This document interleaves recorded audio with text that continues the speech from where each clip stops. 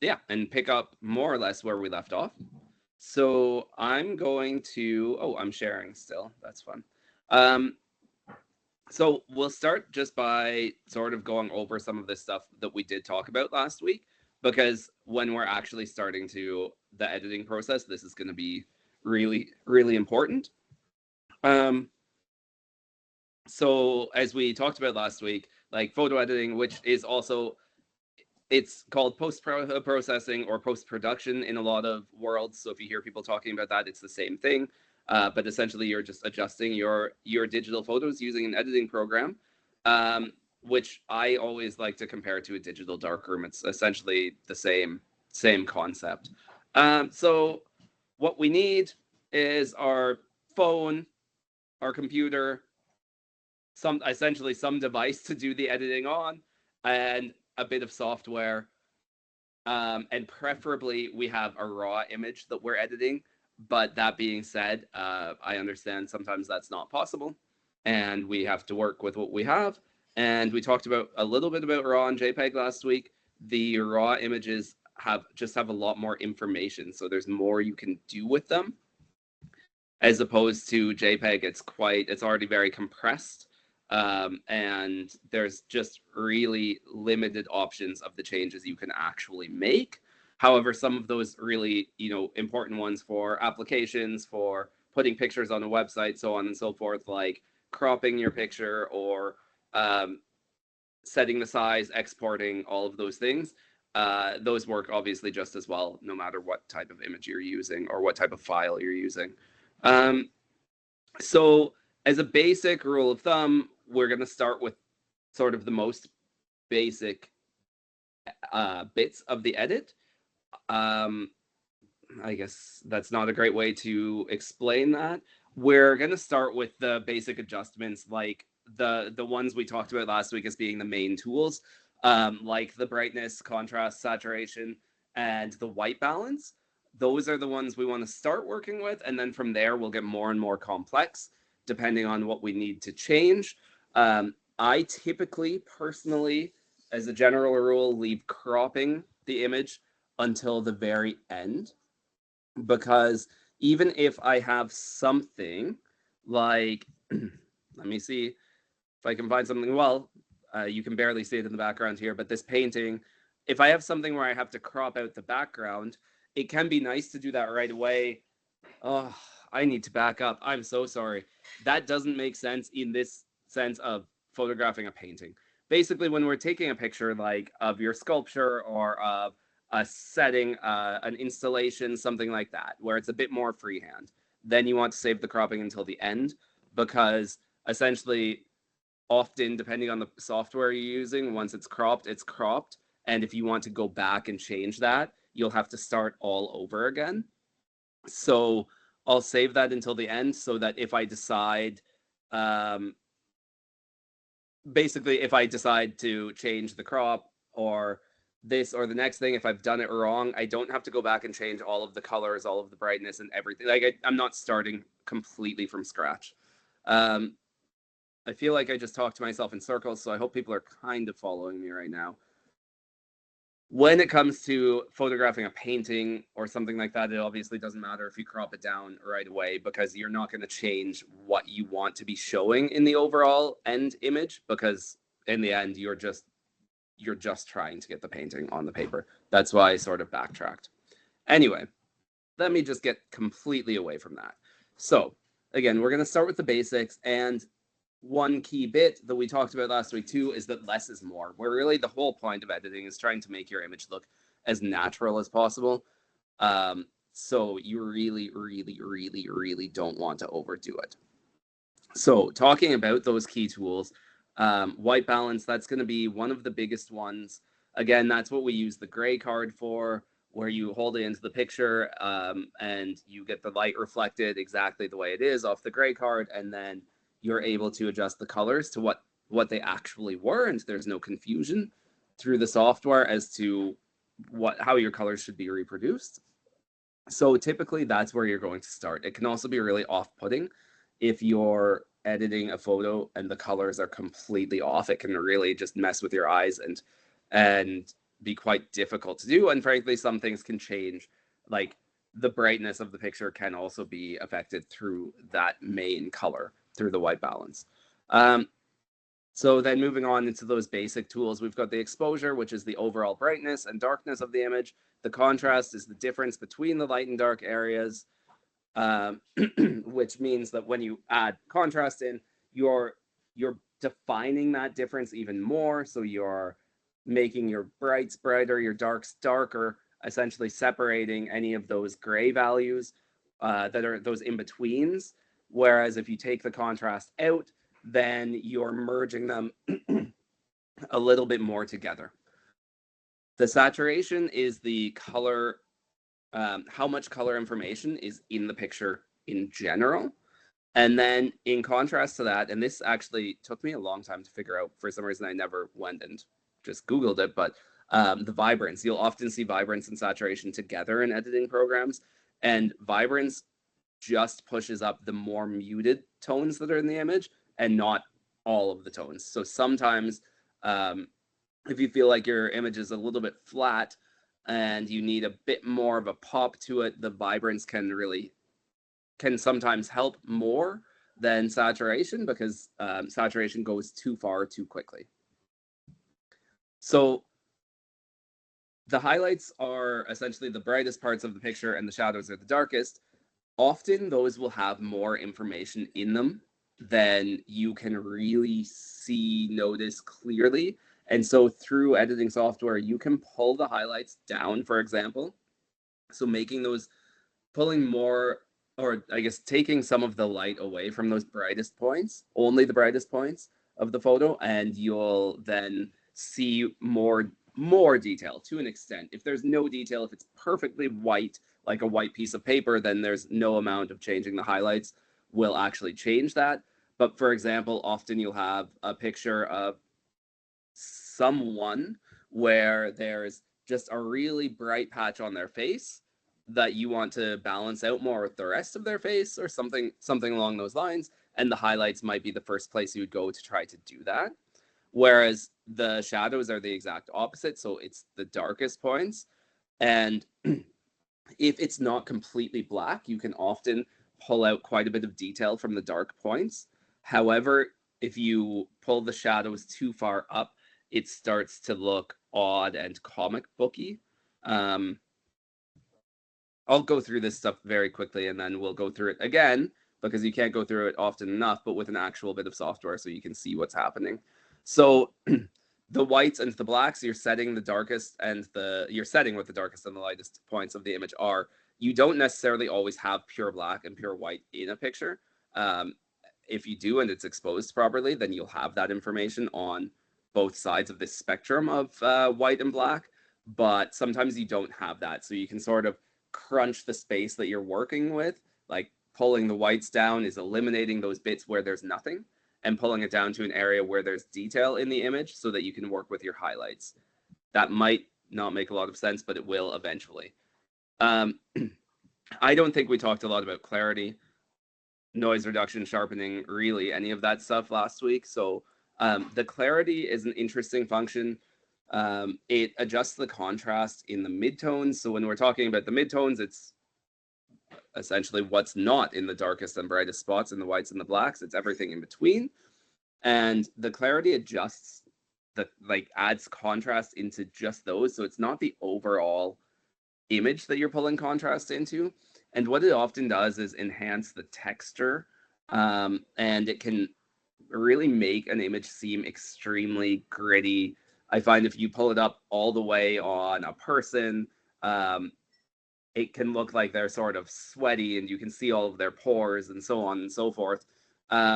Alternatively, if you take the clarity out of the image, you start getting sort of a dreamy like feeling to it. So sharpening increases the contrast where the light meets the dark. The lines between the contrast lines between light and dark, those will become sharper and more contrasty, making the image in total feel like there's more sharpness to it. Sharpness is not a replacement for taking a sharp image or having an image being in focus. If the focus of the picture is a little bit soft, it can help make it pop out a little bit. But essentially, if your picture is blurry, there's nothing you can do to fix it. Sharpening won't necessarily help. However, sharpening can give that extra little bit of pop to your picture once you're done with it. But it's, again, something that you shouldn't use too much of, because it just starts looking pixelated and essentially fake, computery. It doesn't look like a real natural image once you bring the sharpening up too much. I'm going to skip over noise reduction for now. It's just not something that we really need to jump into too much. Lens correction. A lot of different editing software has built-in lens correction. And depending on the camera that you're using and the software you're using, a lot of the time the lens correction the software has a profile for each lens or camera where it knows, essentially, lenses aren't perfect. They all have little issues with them, and they're consistent. It's like a certain lens, based on the way the glass is bent, will have a certain distortion. And so every picture you take with that lens will be distorted in the same way. So the software they've started adding all of the different lenses into these softwares, into things like Lightroom and Photoshop. So you can just click on a profile and it automatically knows you've taken this picture with this lens. You want to use lens correction. It will flatten the distortion out the correct amount, so it knows what problems those lenses have. It's also something that you can manually change, but essentially lens correction really has to do with a lot with the distortion. If it's rounded in whichever direction, or so, for example, wide angle lenses are really bad with having a lot of distortion. And the other thing is vignetting. And a lot of lenses will have a little bit of natural vignetting around the sides. And using the automatic lens correction or using the lens correction tools, you can get rid of that stuff. Perspective correction, we talked a lot about in the in-person workshops. So that corrects the distortions made by shooting an image that's not exactly square. So when I'm taking a picture of something on an easel, for example, I try to line it up, straighten it up as nicely as possible, have it shooting it directly straight on and square, but that can be really difficult to figure out just by eye. Your camera might be pointing off, let's say to the right by 1 or 2 degrees, and it looks more or less square on the camera or in the image. But then when you go to crop it in the end, you realize it's not. It's actually on a slight angle. So perspective correction typically gives you the option to move your image vertically on a vertical or a horizontal plane to flatten it and square it off right to your camera.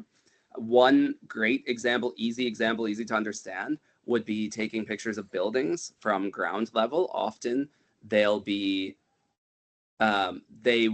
the lines on the buildings will, I can't remember the word for it, oh my, will start, they won't be perfectly parallel. They'll move together as the building gets further away, just like when you look at train tracks.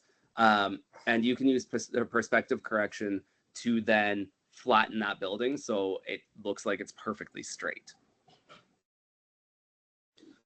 So grain is a really creative tool more than anything. That's essentially adding like film grain to your images. A lot of times people do it as a stylistic choice to make it look more, I guess, older and so on and so forth. You can also use it to hide some imperfections. But typically, if you're trying to do a reproduction of something, you wouldn't be adding grain into it. It's all creative effect though. So whenever it feels to you like something you would like to have. There's then almost all software has its own. In the lens correction, you have the vignetting correction, and then there'll also be a vignette tool to add them in yourself. So to add in either white or black around the edges of the image, which again is only stylistic. Yeah, so brush tool, if you ever see that, we talked a little bit about layers. We talked a little bit about um, non-destructive editing and masking. So a brush tool allows you to basically take your mouse or a pen, like a graphic tablet, and use that as a paintbrush and just paint onto the picture. So typically for editing, it would be used as a mask to make edits only to a selective area. But if you were doing a more creative composite or something, you can also use it to just draw right into your picture or paint right into your picture.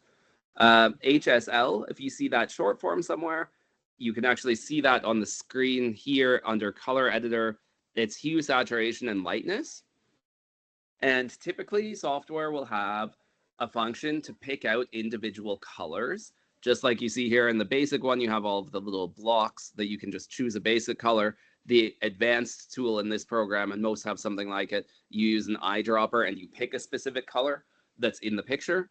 But then you can change the hue, the saturation, and the lightness of those colors individually, which is really nice, especially when we're getting into color correction.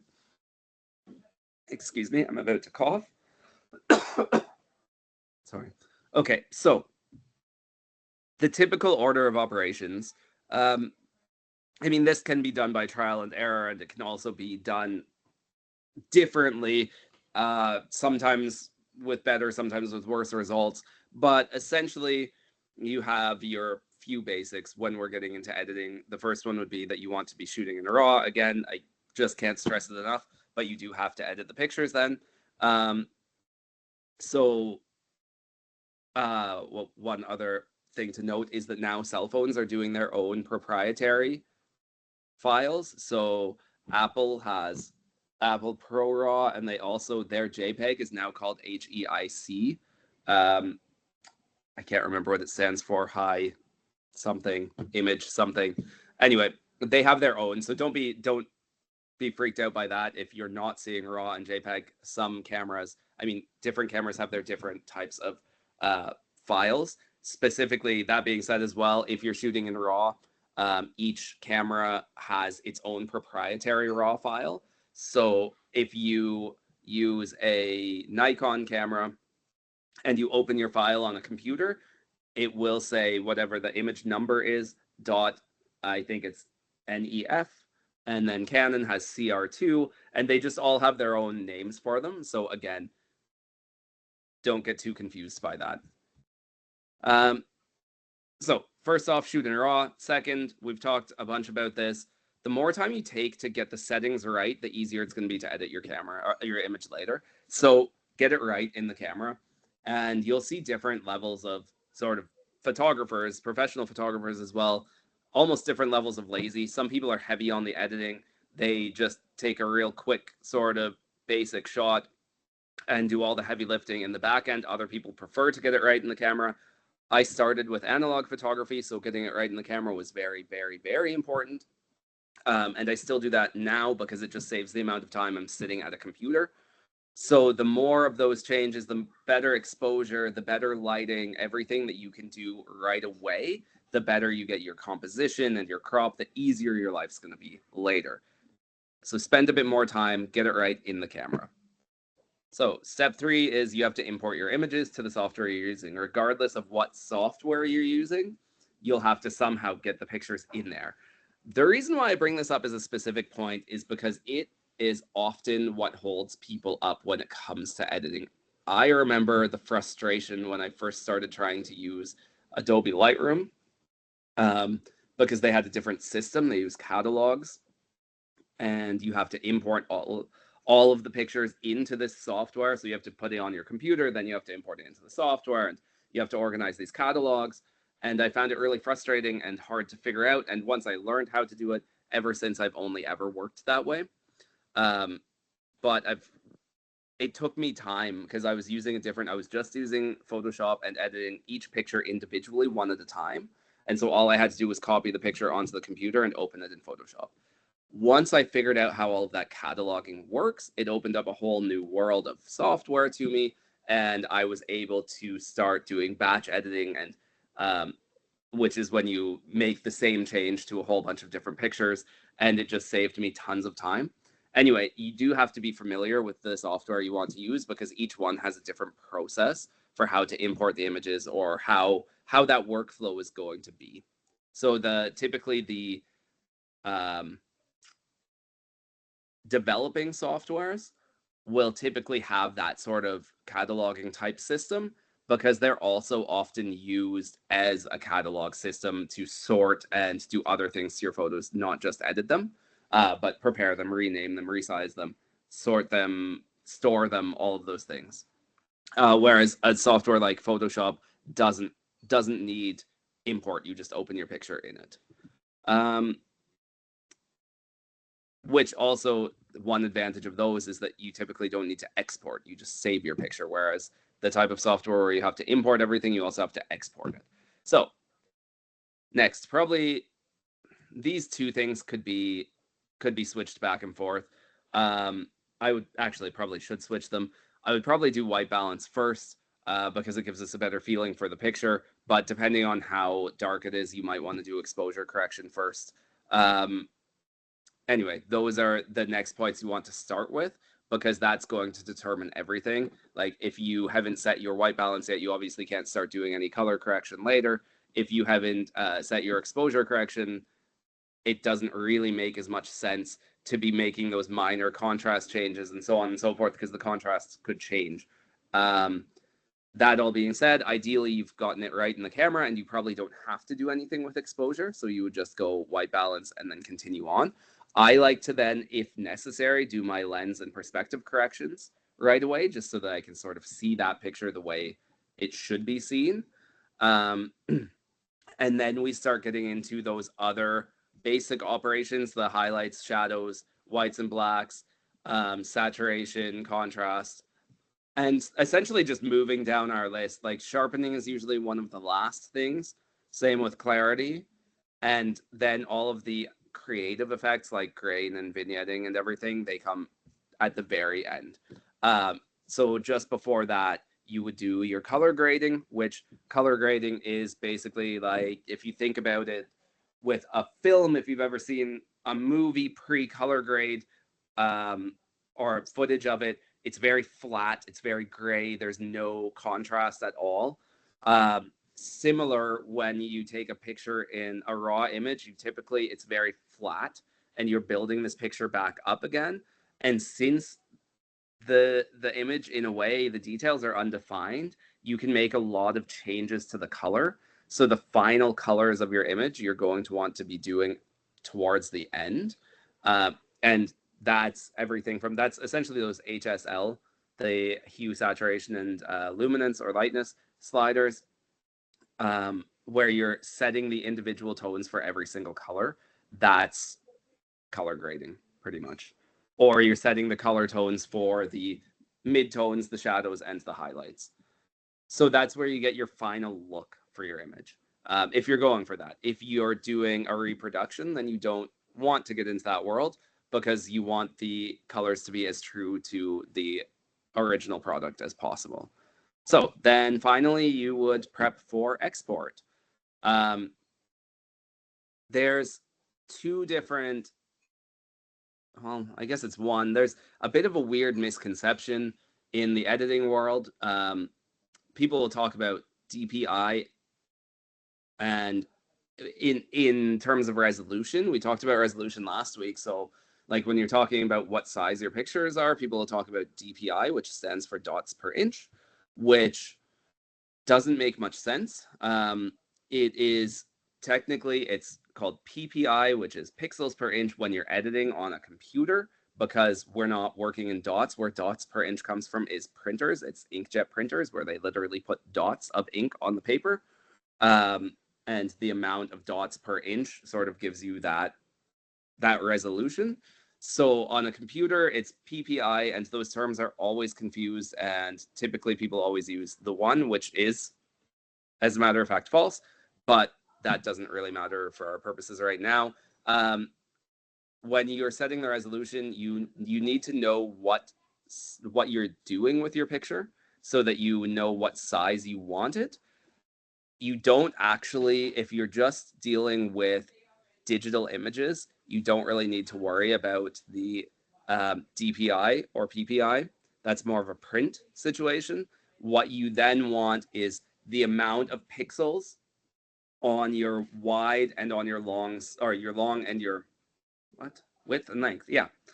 You want the long edge and the short edge. You want to know how many pixels you're going to want, and that's going to determine how much detail you have in your image in general. You're also going to want to know what file type you need. For the most part, JPEG is the most common type of file format used in digital images.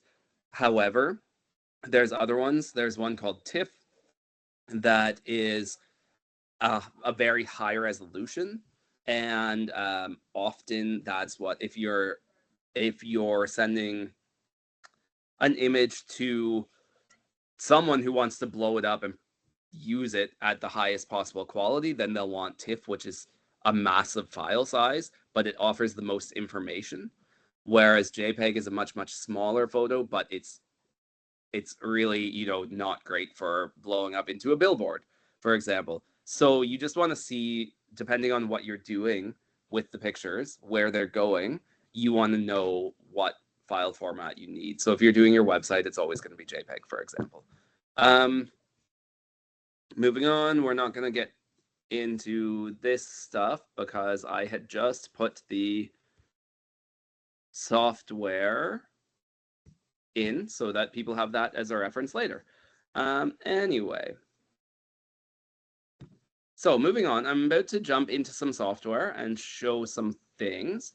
Does anyone have any questions before I do that?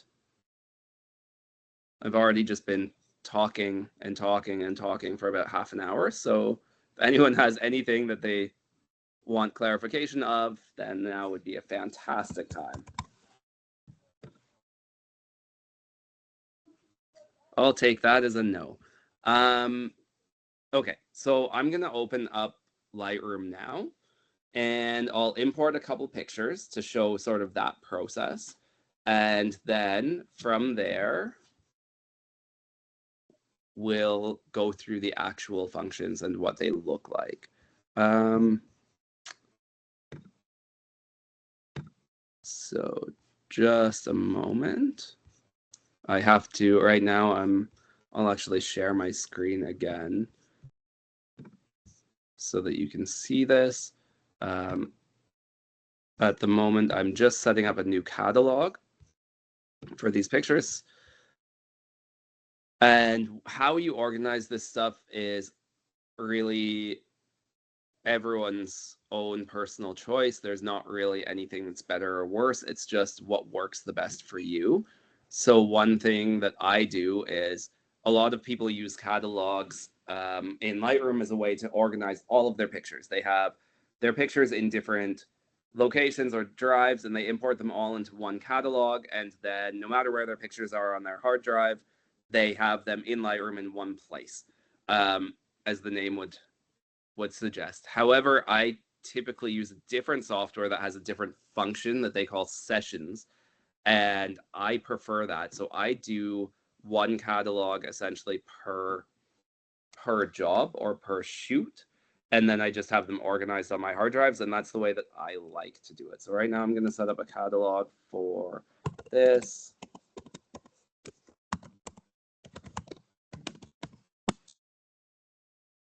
And I have it in its own separate folder.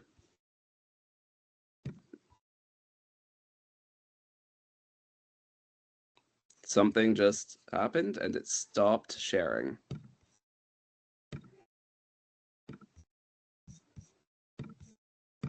There we go. Okay, and so now I have this catalog, but there's nothing in it. There's no pictures in it. So what I have to do is go to import the images, and I either find the source, well, I find the source where I'm getting them from. That can be an SD card that I've plugged into my computer, or in this case, and the way that I work, I already have the images copied onto my computer in the folder where I want them. So I'm just going to go and find that.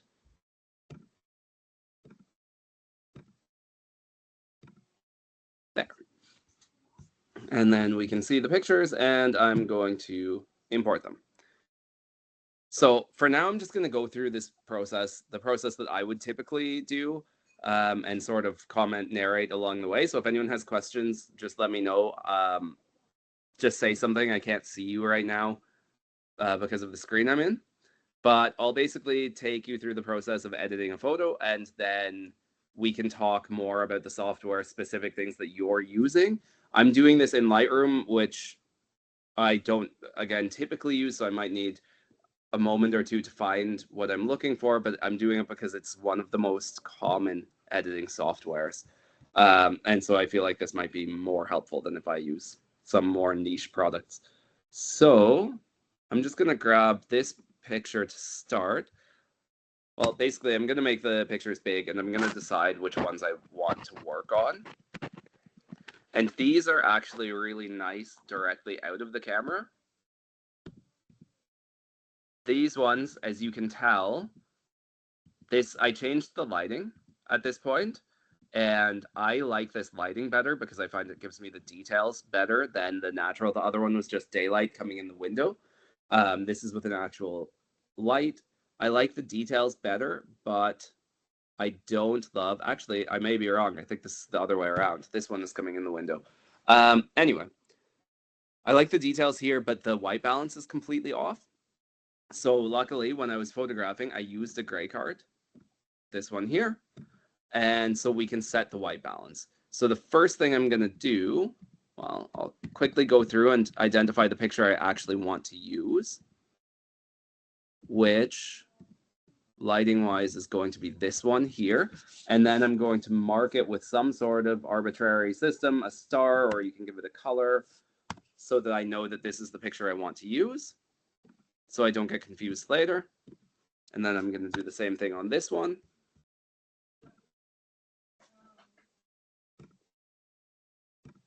And now I have it set so we only see those two pictures. So now I'm going to go into what's called the develop module.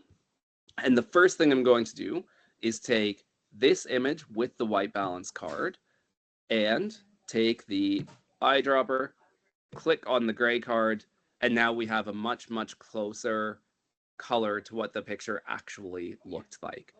So now I'm going to copy. Over here you can click copy, and it gives me a choice of what settings I want to copy. So I'm going to go to white balance because that's the only thing I changed. Click copy and go over to my other picture, and I'll just paste that there. And then I get the exact same, should get, yeah, the same white balance, so we have the same color. The lighting changed a little bit, as you can see, but since it was the same light source, it didn't affect the actual color of the image. It's just affecting the shadows in the background. So coming here, again, I had said before that the first thing I would do, or the cropping would be the last thing I do. For this case, I'm probably going to do it more or less first. One of the first things, though, as per my list as well, was lens corrections, which they're already on. I guess they're on automatically. Maybe I already did that. I don't remember. Anyway, the lens correction is on.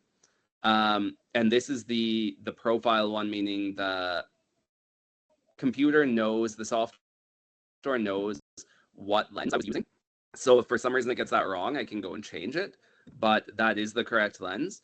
And so I can just leave the automatic, and there's just, if you can see that, it's a minor difference, but when I enable the corrections, you can see how the edges get brighter and how that image sort of flattens out a bit more. There's a light lens distortion on this lens, and so it's not perfectly, if you can see it, it's pretty hard to tell, but essentially this isn't a straight line between these two corners. It's a little bit like a pillow right now in its squareness, I guess. And so that gets corrected just by clicking that. Or again, I mentioned how you can do manual correction. So I can also bring that over here instead of using the automatic one, go into manual, and then I can do it myself. So here's the extreme so that you can see what the distortion looks like. But I don't need to do that by myself because I have this. So, I do have to undo that though. There we go.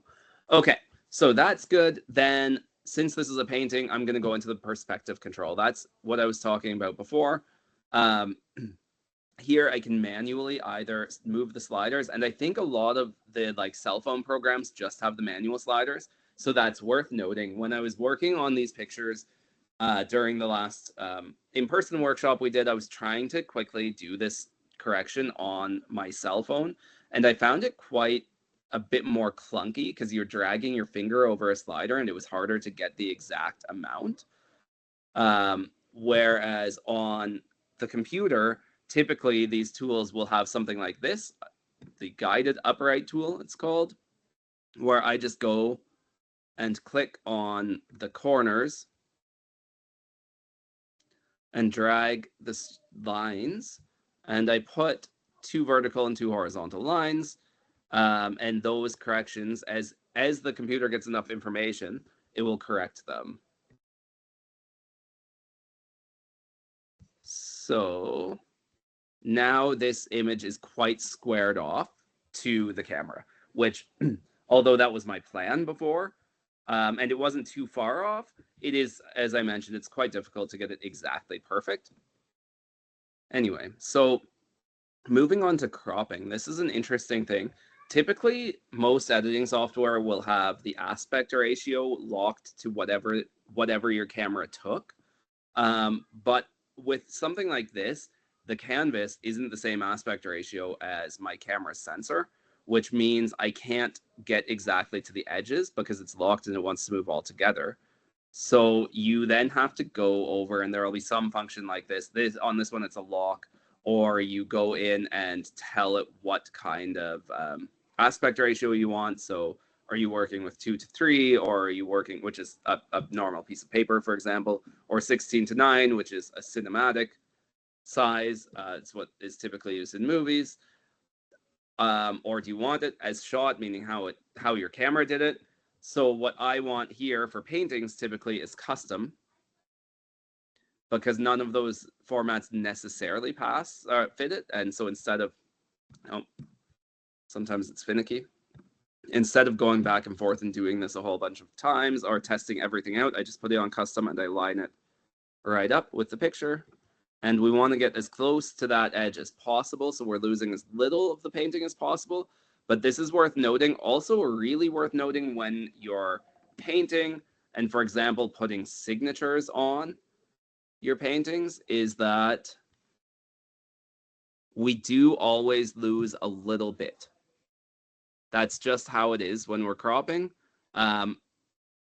Unless it was a perfectly straight edge, which canvas just isn't. So I have to make that choice and lose, 1 or 2 millimeters, sometimes a little bit more, depending on how square the canvas is.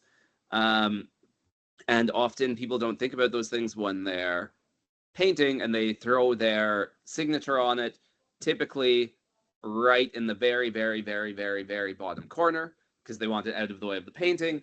And then someone reproduces it and the signature gets cut in half, or someone puts it in a frame, which also happens from time to time, that canvases are framed, and then you also get that signature cut in half. So worth thinking about.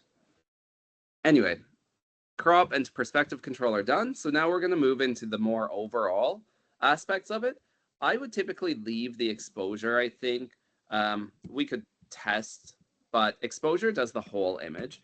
And right now it's pretty decently exposed, but there are a couple bright spots, is the feeling I'm getting. And so I might look at that from the highlights perspective. And then actually, this is a great opportunity to show the shadows. So I will darken it up just so you can see the difference. And so when I pull the shadows up, you can see what happens, and also how kind of weird that gets in the color when you go too far.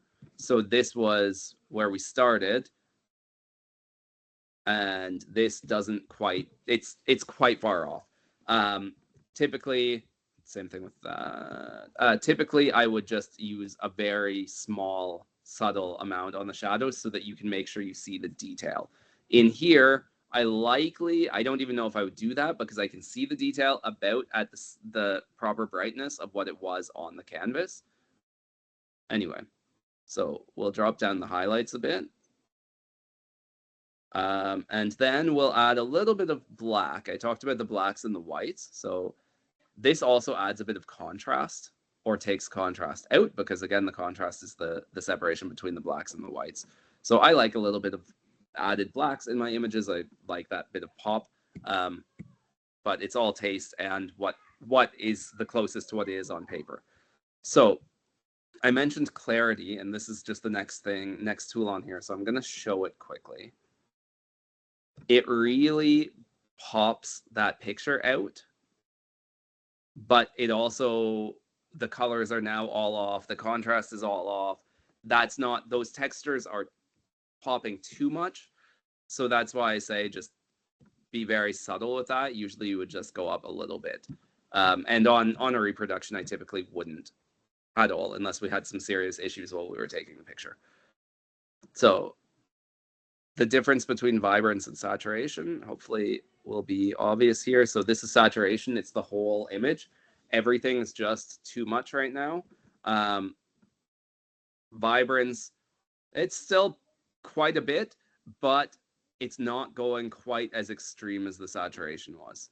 That's both, but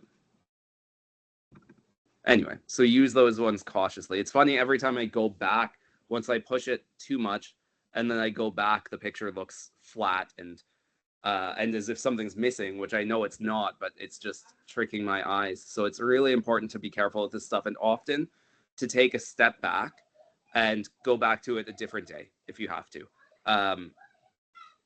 I find that the longer I'm staring at pictures, the longer I'm looking at the screen, the harder I find it to actually really grasp the reality of what I'm doing.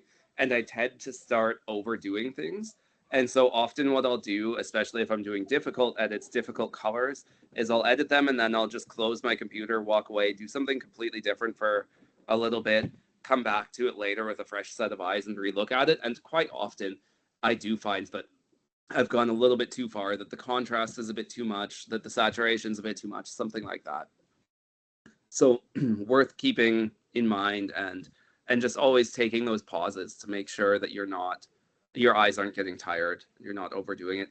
I'm not going to get into tone curves today because it is a huge topic. Essentially, it's a different way of adjusting your shadows, highlights, black and white points, and it's quite a lot.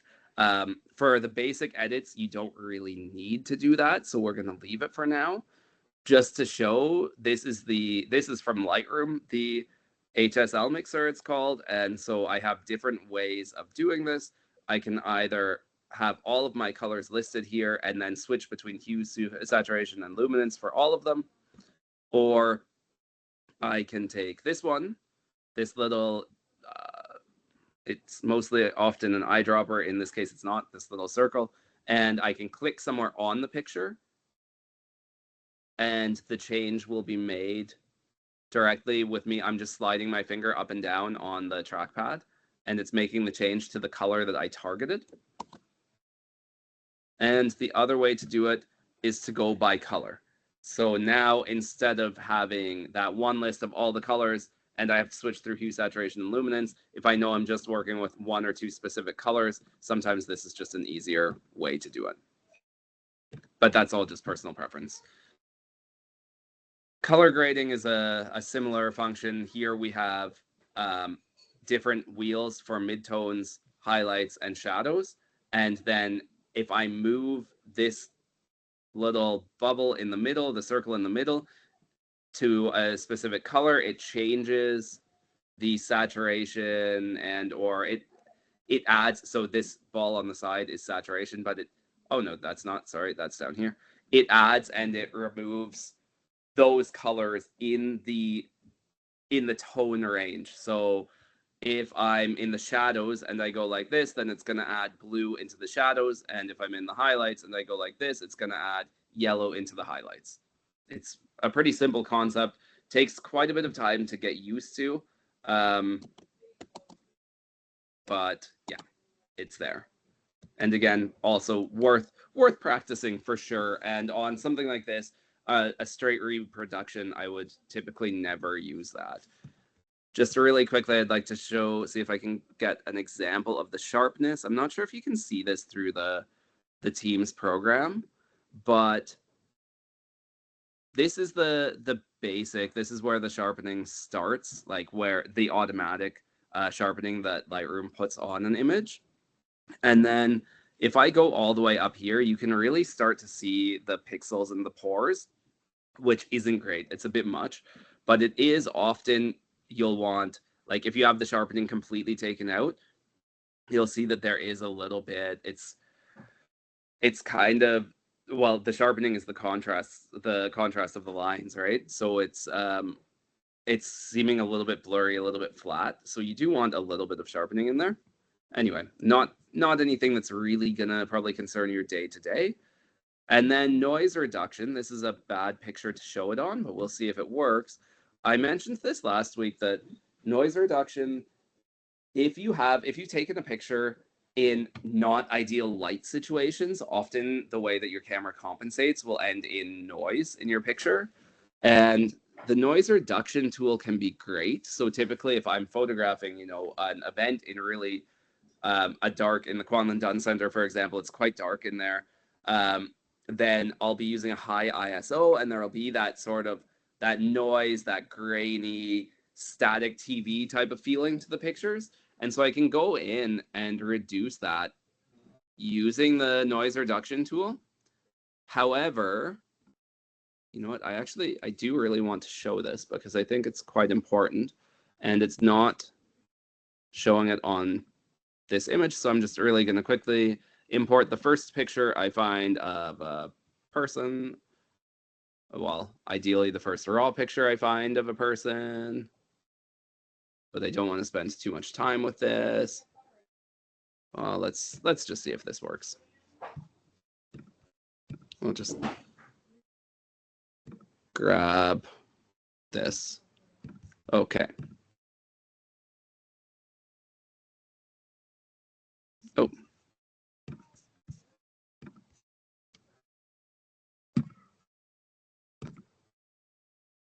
Oh, I can't zoom in enough on this because it's a very small image. And you probably can't see it. I can right in front of my computer, but if I don't do any of this, I could see the sharpness in this picture. When I completely go through the noise reduction all the way to the end, everything seems very blurred and almost painterly. I'm not going to waste any time on this. I should find a better example. I should have thought of this in advance, but it becomes very, just like you've rubbed or smeared Vaseline over a lens, right? So it's not an ideal look. So it's something to be very, very careful with as well.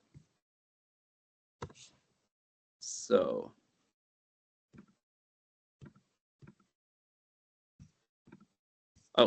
that's where we are. I had very briefly lost the picture I was working on. Okay, so that's kind of the end of that. I'm just going to really quickly go through the export settings. This is a similar thing in most programs. Each one does it a little bit differently, but it's not wildly different. So it's worth looking at. So typically you'll have something asking you where you want the photo exported to. I typically personally do this specific folder and choose exactly where I want it to go. And then I usually have a folder that I call output. And that's where where all of my images that are done editing go to. Then you can go and choose the name or rename it if you like. I typically do, and I'll start with EPP for my business, and then let's say YG Arts. And then if I'm doing multiple images, what you can do in every program, I love it. This is for batch editing. You can add sequence numbers. So if I go into here, I have a sequence number and I say I want it to start on 001, so I want 3 digits, and I can change that. I can also change it to 2, for example. And then when I export a whole bunch of pictures, it's going to go the same name, but then number 1, 2, 3, 4, 5 in sequence, which is great for organizing them and cataloging them later. Then you want to go to quality or your file settings. So this is where you would set your type of file. If you want JPEG, TIFF, PNG, these are all. So JPEG is your most common, which is why it's on the top. PSD is specifically a Photoshop file. You can't do much with it other than editing. It's an editing file. TIFF typically as well, but it's also very high resolution, so sometimes it will come up. And PNG is a very, very low resolution, very small image format. It may come up from time to time, but it's not that common as a method of delivery or for usage. The most common use for PNG format is when you see images that don't have a background attached to them. So like a logo or something like that, that you can put it on any background and it always just is cut out on that background. That's a PNG file. Can be really useful. Again, they're often useful for logos and so on and so forth. Whereas if you saved a logo on a JPEG as a JPEG, when you opened it every time, no matter where you put it, it would have the white background baked into it that you see. Anyhow, so image sizing, I typically just do the long edge. And the reason for that is because I'll often have my images mixed between vertical and horizontal. And so if I resize onto the long edge, that means they all end up in the same dimensions, no matter if they're horizontal or vertical. If you have it set to the short edge, or sorry, that's wrong. If you have it set to dimensions or width and height, then, wait, that's wrong. Nope, I'm losing it. If you have it set to dimensions, then I believe it will sort of willy-nilly, not willy-nilly, but if you, based on vertical or horizontal, like your horizontal images will be a different size format because it will base that first, I'm losing it. I apologize. Anyway, if you want them to be completely consistent, you just size the one edge. Otherwise, you have the issue with the pictures, the direction, the format. Yeah, that's all. I'm going to leave that one there. That's great. Resolution, again, we talked about pixels per inch or dots per inch. So 300 would be your typical resolution for printing. Screens, a computer screen, a TV screen, typically doesn't show anything, doesn't show more than 72. So it doesn't really matter if you're looking at something on a screen, if it's been exported in 300 or 72 ppi, because the quality is going to be the exact same. However, when you're printing, it does matter. Certain things, I think newspapers print at a lower resolution than a photo printer. But yeah, these are just numbers that you're going to get from whoever you're giving your picture to for whatever you need. Typically, when I'm exporting stuff for the web, I'll use 72 because it doesn't really need anything different or anything higher. And that's all for that. I got really in the weeds there and really confused. So we'll just quickly end this part and we can talk about things. Does anyone have any questions? Would anyone like to discuss their actual situation? Because for now, I mostly wanted to go through that software, show what was possible, show what you can do. And I can do more demonstrating, but I'd really love to be able to get right down into what your needs are and how we can help you along your way.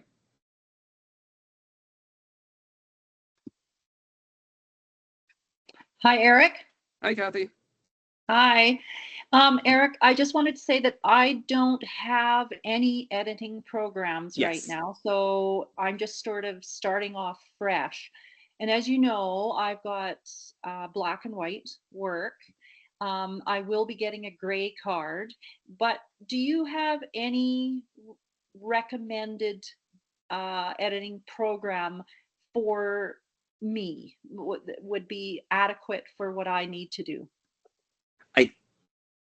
I think it really comes down to what your exact needs are. There are actually a couple very specific there are a couple black and white editing programs like that are specific just for that, but I think that's probably almost too niche.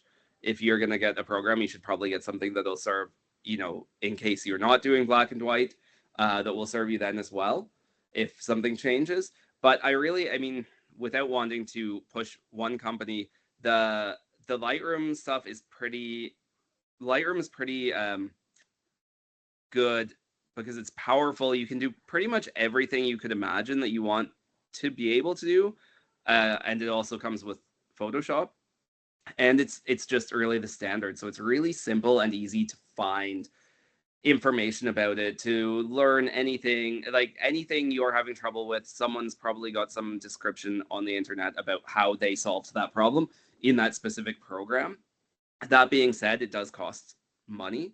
So there's also a couple, and I think I've got that. Let me just open up this. I think I made note of a couple.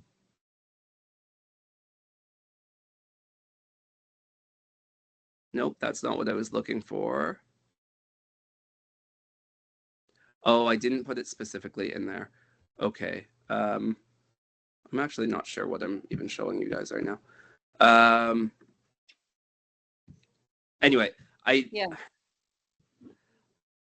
As far as paid software goes, that's the one that makes the most sense. I do think a lot of what you're doing, you've been using Apple Photos. And Yes. I think, Kathy, before going too crazy, Apple Photos specifically has quite a bit in it. Like quite a bit that you can do. I'm just going to try to open up a picture and we can see how much we can go through that. I can't remember how you're taking your pictures, Kathy. I have right now, well, I do have an analog camera, Canon camera, but I've started using my Apple iPhone. I've got an iPhone 15. Yeah. And Okay. it's got a really good camera on it. Yes. And I do have a tripod. And Cool. what I do is I try to get my light levels as correct as I can. That's why I want to get a gray card. And I use a tripod and a timer. Yeah. Perfect. And then, So, yeah, yeah. and then I have my photos. My photos, I use iCloud for Mm-hmm. my photos as well. And when I want to manipulate my photographs, I pull one out of the iCloud just onto my desktop, and then I can open it up and manipulate it. And I work through my iPhoto library. Mm-hmm. So and it's really rudimentary, the adjust, filters, crop. And because I don't usually have a lot of color in my pieces. Sometimes I do add Mm-hmm. just a touch of color, but it's almost inconsequential, the color. Um, I don't have to fuss around with a lot of the, anything of the colors and that. Yeah. So and I just play around with them and see what looks best. I think my issue, not issue, but my sort of hesitation is when I'm entering say, a competition, and that is sizing the work. So it was really good listening to you talk about pick the either the height or the width and stick with that, and Mm-hmm. go from there. So it's not what I what I do is not really complicated. Mm-hmm. I just like to be able to, and then of course I want to be able to have my artwork on my website. But oh, that was a question I did have for you too. It's not about picture taking it, but it's about when you display your art on your web page, is it smart to crop it so that it's not the whole thing being shown, so that people can't necessarily duplicate the whole piece? What's your thoughts on that? That's a really, really good question that people have been struggling with for a long time. Right. Um, it's really, it comes down to you and what you want to do. Okay. So a lot of people would put watermarks on it, but I personally don't like, and I think watermarks are less common now, because anyone who knows how to, well, I guess pretty high level retouching, but people who know how to retouch an image can get rid of a watermark, which is why I think they're a little bit out of fashion. Okay. But for a time it was all watermarks.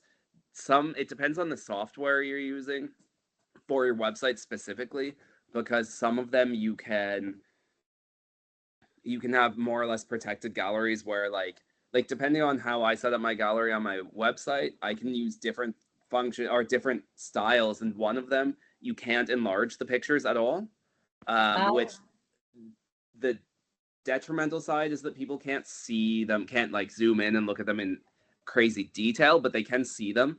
But then they can't get, with that style, you can't get like a full screen high resolution picture.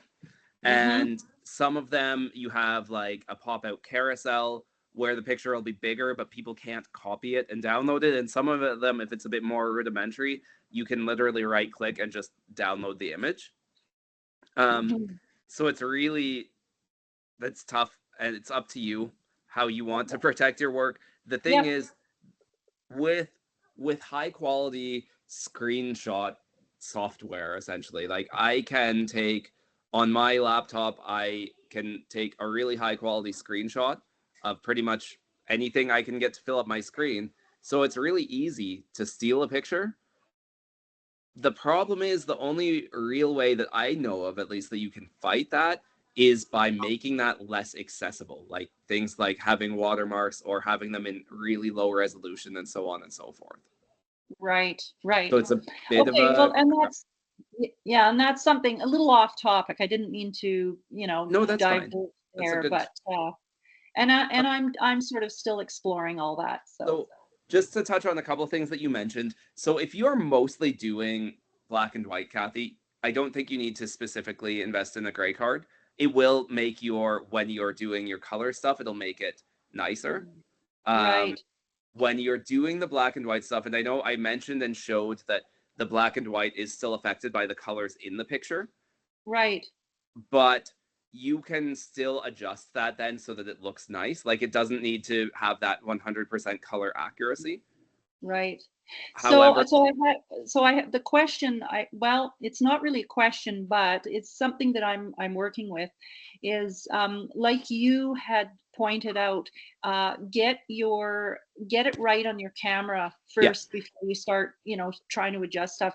And what I'm finding is that's my biggest thing that I'm working with right now is trying to get rid of those hot spots on my page. And I'm still playing with that. I've got really good lighting, natural lighting, but in the wintertime, it's pretty tough. Yeah.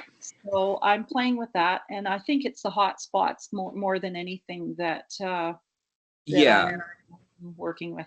So, and especially, and I mean, you have a couple different things. If it's completely burnt out and there's nothing there, then there's not much you can do. So you really have to work on that lighting then. That's not even as much. I mean, your exposure in your camera, which on your iPhone you can change your exposure. Your exposure on your camera is really finding a balance, right? So the classic scenario of having like something really dark in a really bright area, or the opposite, really bright in a really dark area, and you can't quite expose for both. So you're really trying to find that balance. But the great thing is, if you're editing your pictures, and your iPhone 15 actually has a decent quality raw image, and I have one as well, and I've played around a bit with the editing, and it's not nearly the same as when I'm using my DSLR, what the capabilities are, but it's really good. Like, I can still make changes, or even a lot of consumer-friendly drones that people are taking high-quality pictures with use the exact same camera, more or less, as what you have in your cell phone.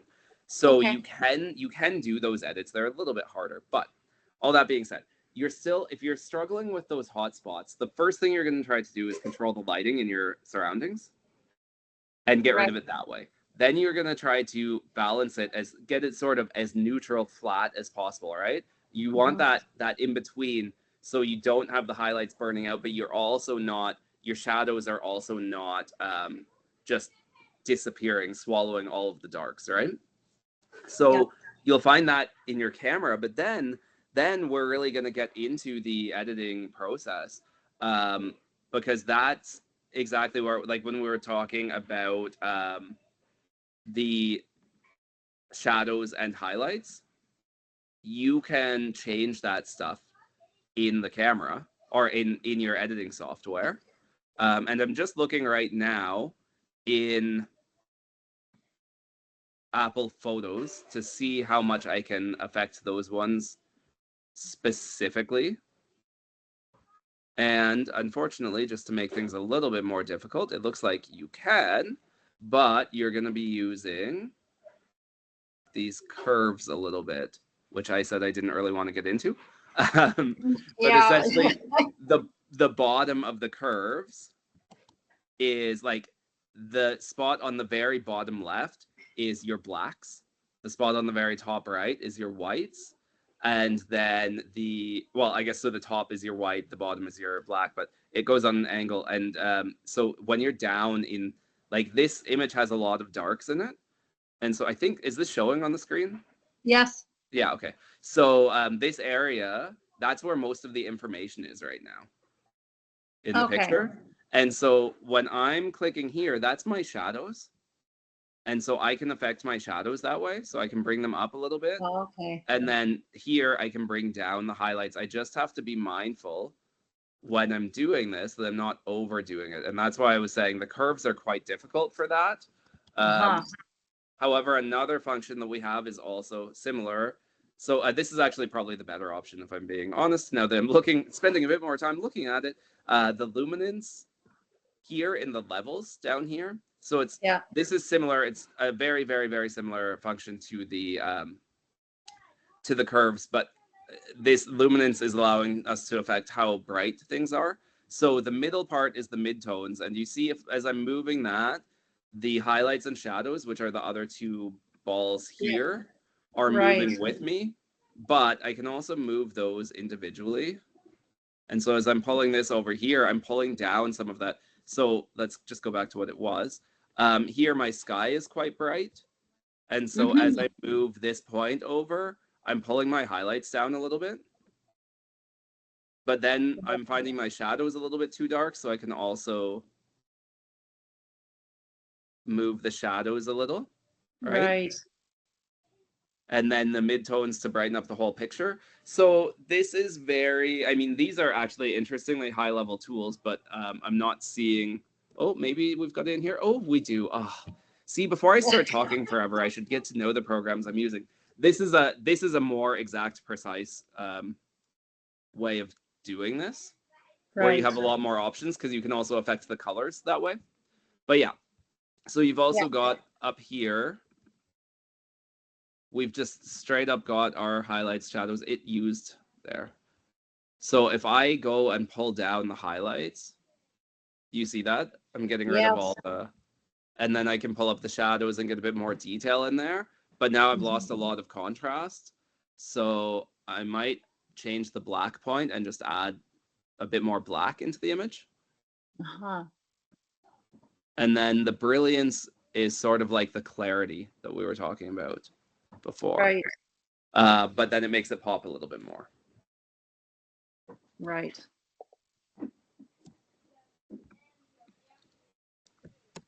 So I even with the black and white work, I always wonder how much manipulation I want to have when I want to display on my website, because it's always nice to pop some of the dark and light contrasts, spots and everything.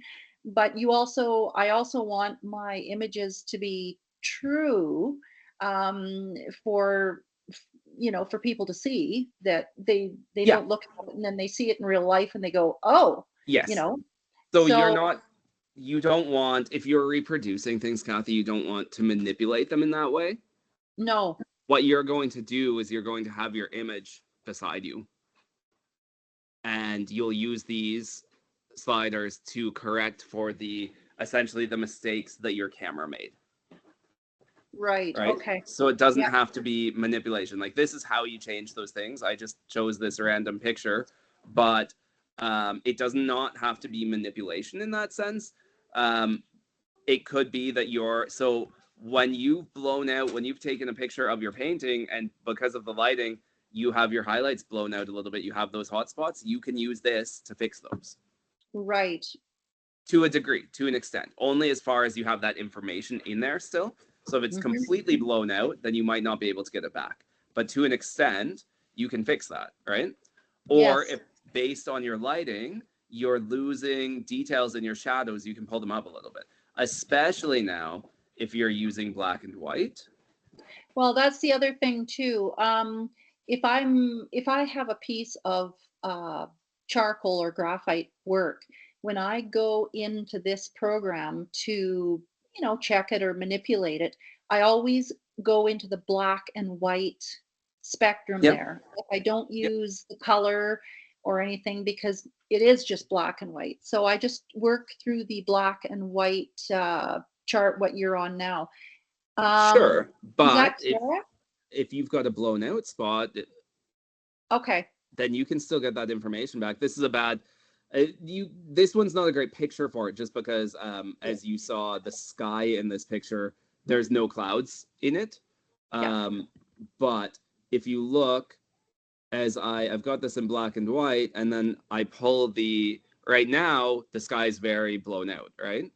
Yeah. If I pull that down, though, you start getting some definition where there are clouds. So up here, there's some clouds, and you start getting that definition. It's still coming through. I can find a different picture that works better for you if you want, but show it. But it's still the same. It's still the same thing, right? So you're based on your lighting, probably your highlights and shadows are going to be some of your main ones, because those are going to be the ones where the lighting in the room, however you take the picture, where that gets a bit off, right? Because you get a hot spot from the light you're using, or something, your shadows end up being a bit too dark or something like that. So you can still make those changes. I would probably tend more to make the changes in here in this light setting for you, as opposed to the ones down here. Like, as you see, one of the main things down here is grain, because that's a really popular look for black and white photos, is that they're a bit grainy, like black and white film. Yeah. No, that's a really good pointer. I'll play with that for sure. Yeah, so there's lots and lots of different software that you could get, Kathy. I think that this is super basic. You will be able to up your game with a bit of editing software, but again, you have those trade-offs, right? You've got the pretty user-friendly ones. They're going to cost more money, typically. Or you have the open source things, which are going to be a pretty steep learning curve. Yeah. But it is worth looking for. And there are always companies or magazines or blogs or whatever that want more readers, and they will do a million lists and lists and lists of different types of software. And if you Google free Lightroom alternative or something like that, you'll just get a list of different options. And typically they'll actually have a lot of quite a bit of information and pros and cons and so on and so forth. And you can look to see what makes the most sense for you. Yeah, and that just might be a better way for you to start than to jump right in and buy something, for example. Okay. That being said, I've been using Lightroom and Photoshop now for many, many years, and also before I was working full-time as a photographer, I was using them, and I do find the amount of control you have over your image is quite unparalleled to most other software. Right. And that's a good point. I mean, down the road, I may discover that I want to have more options, and I might feel a bit more comfortable diving into something like that. But I think for now, that's a good point. I'll work through this and get my sea legs working with something like this. So it's way more important that you're getting a feeling for it and figuring it out and doing it right now. Yeah, that's okay. it. That's Do you know perfect. how? Do you have a way when you're taking your pictures on your iPhone and you're editing them in your um, Apple Photos? Do you know how to change the size of them? I usually go up into the uh, bar there, and when you open your when I open my photograph on my Hmm. desktop, it opens in preview. Yeah, Okay. yeah, And in preview, you have the option in the edit to change the yeah, size. And that's what I go in. yeah. I That's change the exactly what I was size. gonna Yeah. mention. And then I save it.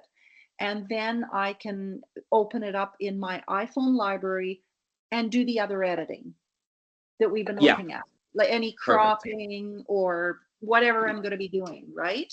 Um, and you have some, I mean, you have your basic images here if Yes. you go to export it from photos, but you don't Yeah. have the sizing. That's what I was going to mention because it's not, Okay.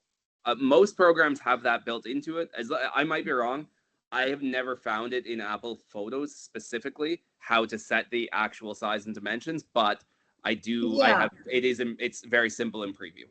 Yes.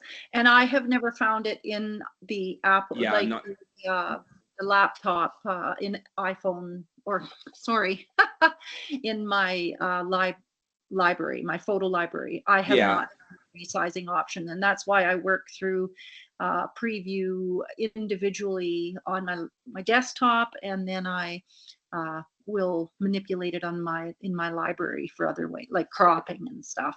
So yeah, perfect. yeah, and yeah, that's about it. I think Okay. that's a whole new can of worms, manipulating through different programs and everything, which I'll play with. Well, as you see too, like what we've gone through, Yeah. I tried to keep everything specifically vague because this all does relate. Like the terminology is the same no matter what program you're using. The concepts, the ideas behind it are the same no matter what program you're using, right? So as you saw with me looking at photos, which I've never really used to edit, it took me a second to figure out exactly where everything was, but it's still there. Right. Right. So so it's all, yeah, now it doesn't matter that we've talked about one specific software or something and you're Mhm. using something else. It's all going to be more or less the same. The major differences are how powerful is that software and so on and so forth. What Mhm. specific tools does it have? But the basics are all going to be the same. Right. That's awesome. Thank you, Eric. Great. Did anyone else have any questions? I was just wondering if that would be destructive editing, if you would call that what was done, that type of editing, that level of editing, On this, in like just using that Apple looking program, photos. Yes, that is just what. quite, from what I can gather, that is quite destructive. Okay, I would be So interested in seeing non-destructive technique, sure. or is that too much for Nope, tonight? not at all. It's actually really simple. The hardest thing for me is going to be, am I sharing the window or the, sorry. The hardest thing for me is that it's all, my programs are all set up that way. So it's, to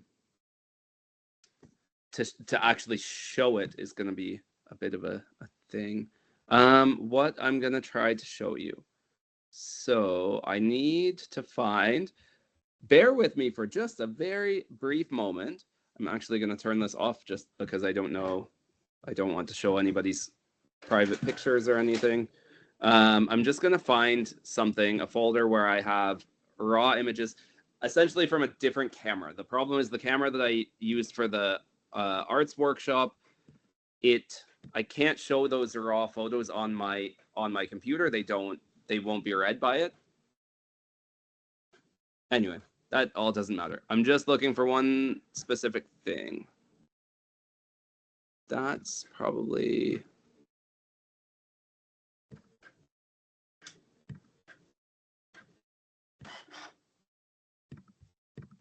And then, okay.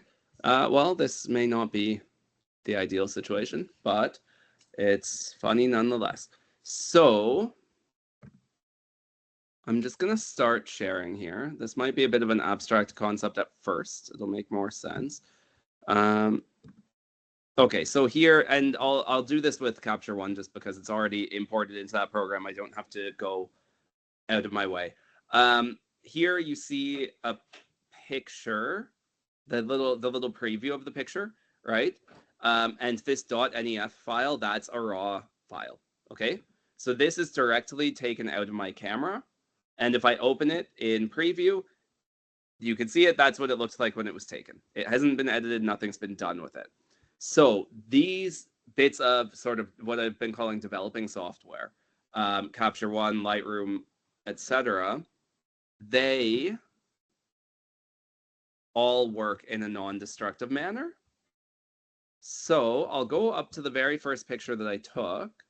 Okay, so that's the same picture. This is straight out of camera. It's not edited at all. And I'm just going to do a really quick little edit, pretty much just use the auto functions so that you can see, well, that looks terrible, but that's not the point of this. The point is, now I've made a bunch of changes. Actually, probably the best way to show it would be to do this. All right, so I've made those changes there. I can close my software. I can even open it again, and that change is there. I still have the option, though, what I can do. So I've closed my program and then reopened it. If I hit reset, everything goes back to what it was. That's those steps that I took in the edit are all sort of baked into it. Also, if I go to an individual one of these functions, I can always put it back to 0 to where it was. Or I can even do before and after, and so on and so forth. But that all, just to show really quickly, so when you're editing raw files, you end up with typically, with most software, you end up with what's called a .xmp file, which they also call a sidecar. And for some reason, it's not showing it there, which is hilarious because that's not working well for my demonstration. But here is one of them. And the XMP file, it won't even, I've got to open it in text. The XMP file is a text file, not notes. Maybe notes can do it. We'll see. Nope, can't do it. Okay, so it's a text-only file, and it has all of the changes that you've made in that image literally written into it. If I delete this XMP file, so we can just do that.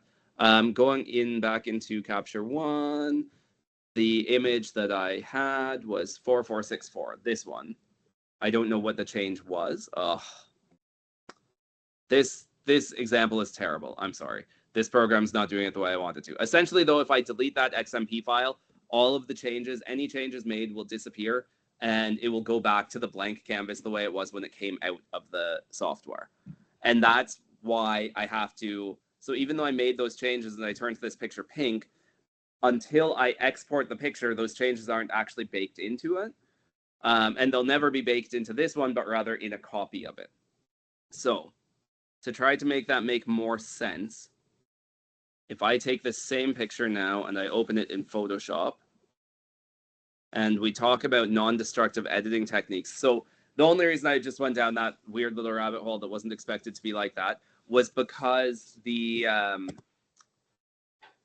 those softwares, and I wanted to show it, but I guess the settings aren't set up to be able to do it the way I thought. Those softwares are set up so that they do not change the base file ever, ever, ever. So it's all completely non-destructive.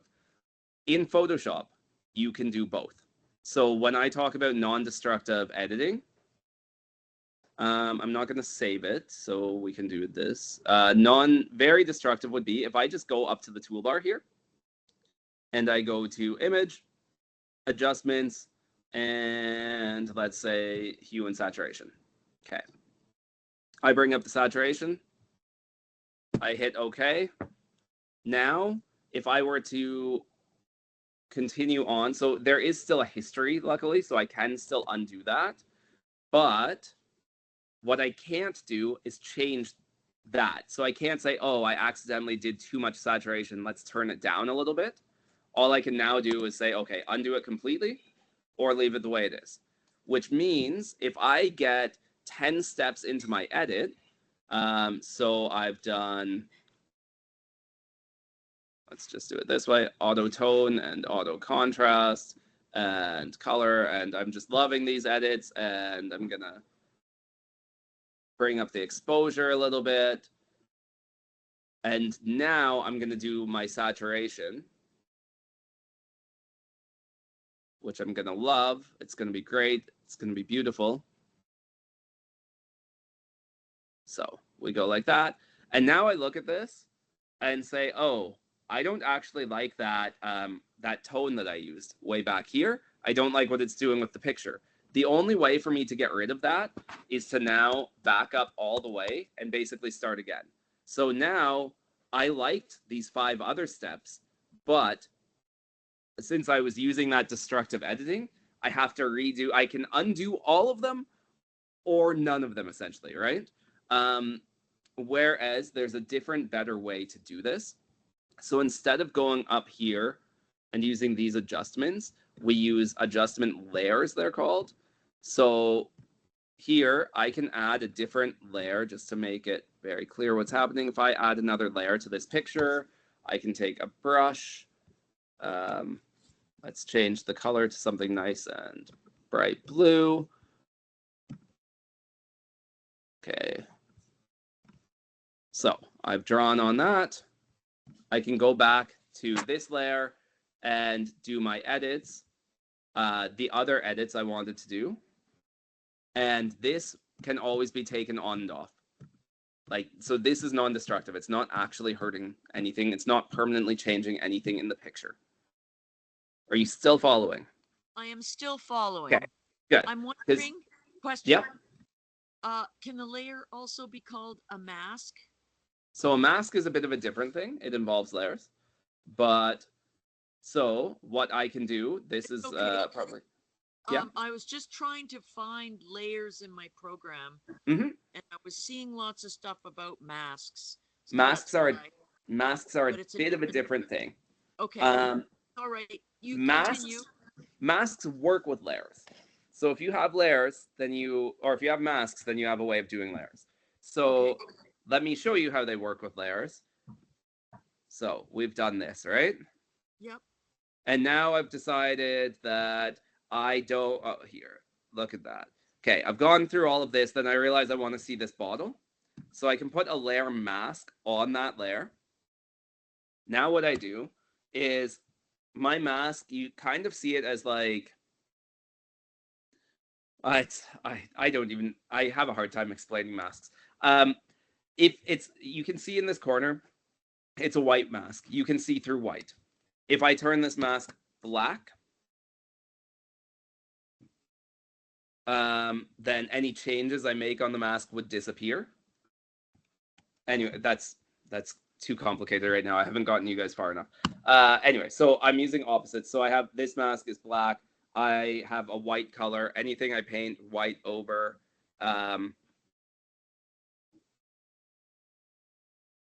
Oh, what am I doing here? Hold on a second, Michelle. I don't know what I'm doing. No, for some reason, layers. Only part of that. No, only part of it was showing up. Anyway, so here. Okay, I've got my mask on there. I want to get rid of this. So if I paint black onto the bottle or onto where I want that to disappear, it's disappearing, right? I think, what I did was actually, that's what the problem is. I accidentally drew that last little bit on top of the actual picture, which is very destructive. Anyway, as you can see, so this is what masks do. So I can go and paint around things. I can make things appear or disappear, like make them visible or see-through, essentially, using a mask. But all of this was to talk about non-destructive editing. So here, that's a great example. I made a mistake. I was just screwing around and I accidentally drew on the main layer. So this is destructive. So now I would have to go back into my history and try to delete all that stuff, basically. So if I had other edits I had made, I would have had to delete them as well. When it comes to non-destructive stuff, though, so we're always adding other layers. So typically when I start editing a picture, I would just duplicate that main layer so that any edits I make, I can get rid of if I have to without affecting it too much. Then there's something called adjustment layers, where it builds its own little layer on top with your color adjustment. So I did the saturation before. Now using a saturation adjustment layer, I'm pulling it up, but you can see it here now. It's not baked into the picture, so I can just turn it on and off. Or I can say, I love that saturation in the background, don't love it here, and use a layer mask and paint that away using the mask, right? Yeah. Or I can also attach it to just, right now it's, these layers are the same, so you won't see it, but I can attach it to one specific layer. So if I have a whole bunch of different layers with different edits, I can say, I want to change the saturation, but I only want to change it on this one specific layer, which is a person, for example. Anyway, the point of this is I can now independently take that off, put it back on, or I can even go back in and just make fine adjustments to it. Whereas when I made that as a global destructive change, I would have to completely undo it. Whereas now I can say, okay, I put the saturation a little bit too high. Let's just turn that down a little bit. I don't know how well this is coming over because it is something that it's one of those things that I think might be a little bit complicated, but I've been doing it for such a long time that it's hard for me to grasp if this is making sense at all. Yeah, I have another little question then. Yeah. How do you get baked together? So, like, if I want this to now be permanent? Say you've made, I made some changes on layer 2 to adjust the light of my image. And now I want to put that adjustment on top of the photograph. So right now, the way that this works is for your editing process, you can leave it this way. Like, you can keep going this way, and you can keep going with layers. You can copy layers, you can group them together, you can keep adding. If I show I'm trying to think of one that I could show that's fully edited, but I don't think I can without privacy concerns. Typically when I'm retouching or fully editing pictures like in Photoshop, I'll have about 6-7 layers. And all I do is when I save the picture, it will be there. It'll all get cooked together and that's it. Okay. It's so when you save it, it cooks it. Yeah. Or okay. There's other things I can do. For example, these two, let's say I am dead set. I love this saturation change, which you can't really see, so we'll make it worse again. So I've decided I love this. This is going to be the way. Yeah. And for whatever reason, there's too much going on in here. I should probably close that stuff. I could have made this easier to see. So let's say there's too much going on in here and I have 20 different layers. I can also merge them together. So your software will do it differently, but I am certain it will be able to. But if I go to merge layers, now those two are one, and I cannot make those minor adjustments anymore. Now that has gone into that destructive point. So can you go Z now? I can. That you can always do. Okay. However, here's a really fun thing, and I imagine it's similar with most software, but for Photoshop, it definitely is. Can I go into the settings and show you this? So history. You've already damaged it. Going back won't help the damage done? Well, it depends on like what other steps you've skipped, what else you've done, so on and so forth. Right. The issue is usually you can go back, but you're gonna have to redo so let's say I make these changes in the saturation and then I go and start retouching pimples, okay? Yes. And retouching pimples, every time this history here, so when I do Control Z, it moves backwards in this history. You can see it in this history panel. Yes. And I can even click through it, right? Yes. But every single time, so I'll just take one of the retouching tools, and every single click that I make, that's there. So every time I click, it gives me that step in the history, right? So imagine now I'm retouching someone's skin.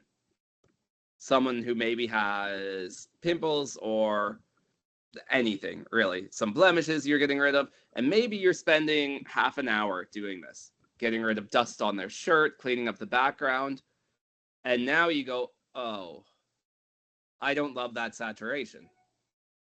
So all I can do is, to get rid of it, I can go back in my history, right? That was to here. And so now I've gotten rid of it. I've made my adjustments, but when I now make my next adjustment to anything, essentially if I click on anything now, let's just go with, Jesus, I'm just trying to do one quick thing. Basically, if I make my next adjustment, it's gonna more or less reset all of that. So I just want to see, keep an eye on the history. And if I go and make one little brush stroke, now all of those other ones I did disappeared. So I did get where I wanted to go, right? With the saturation. But in that scenario that I'm retouching someone's acne and I've spent 45 minutes doing it, that work's all gone now to make that change. Yeah. Okay? Yeah. Whereas if I'm using these adjustment layers, that work doesn't have to be gone. Yes. Because I can always go back to it. Yes. So even if I now go in here and I'm just going to make a whole bunch of random little, you're not even seeing the changes in here, but I'm making all of these random little corrections. This is a tool that automatically takes things out, which is why you're not really seeing it if I do it in like a completely blue spot. So now I've made all of these corrections, right? And you can see in my history, spot healing brush, that was all of my retouching. That's my half hour of retouching. And then I go, okay, I don't love this saturation anymore. Now I've walked away from it. It's too much. I click on here. It brings this window up. I adjust the saturation. I go back to it. And if you look in my history, all of that retouching is still there. And if you look at the bottle here, all of my retouching is still there, right? And that's because I was using a non-destructive layer. Cool. Thank you. I hope that helps. Yes. Yes. And then, yeah, so here, again, depending on what you're doing, it also doesn't matter. Like, if you have a copy, or you can make all of these changes, like, it's about being efficient, right? So I can edit destructively, completely destructively, and I think I probably did that for my first 2 years or 3 years of photo editing before I learned better. And basically, the big nuisance is you make a mistake, sometimes you end up redoing all the work over again. As long as you don't save over the original, you're fine. And since now I'm editing with RAW, I can't actually save over the original.